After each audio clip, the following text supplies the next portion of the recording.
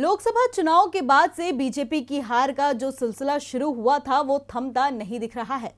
झारखंड, पश्चिम बंगाल, दिल्ली सहित कई राज्यों में पार्टी को हार का सामना करना पड़ा है।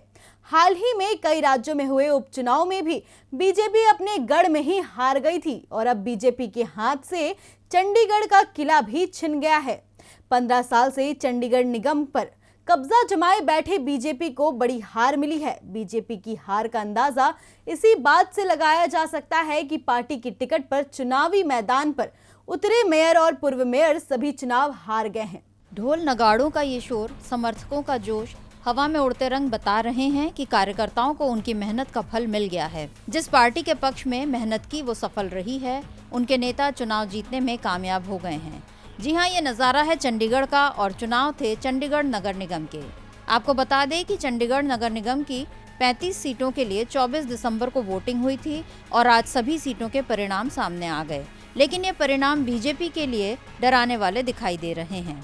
15 सालों से चंडीगढ़ नगर निगम की सत्ता पर काबिज बीजेपी को बड़ी हार का सामना करना पड़ा है। इस हार का अंदाजा इसी बात से लगाया जा सकता है कि बीजेपी उम्मीदवार और चंडीगढ़ के मेयर रविकांत शर्मा, जिनके कंधे पर पार्टी को जिताने की जिम्मेदारी थी, वो खुद अपना चुनाव हार गए हैं।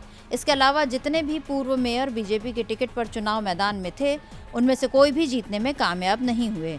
अब तक चंडीगढ़ निगम में मुख्य मुकाबला बीजेपी और कांग्रेस के बीच ही होता रहा है, लेकिन इस बार मुकाबले में आम आदमी पार्टी ने भी एंट्री मारी थी और पहली बार चंडीगढ़ नगर निगम का चुनाव लड़ने वाली आम आदमी पार्टी को ही सबसे ज्यादा 14 सीटें मिली हैं, जबकि 15 साल से सत्ता पर काबिज बीजेपी को 12 सीटों पर ही जीत मिल पाई है। 2016 में 4 सीटें जीतने वाली कांग्रेस ने अपने सीटों की संख्या दोगुनी तो कर ली है और इस बार कांग्रेस को 8 सीटों पर जीत मिली है, जबकि 1 सीट अकाली दल बादल के हिस्से में गई है।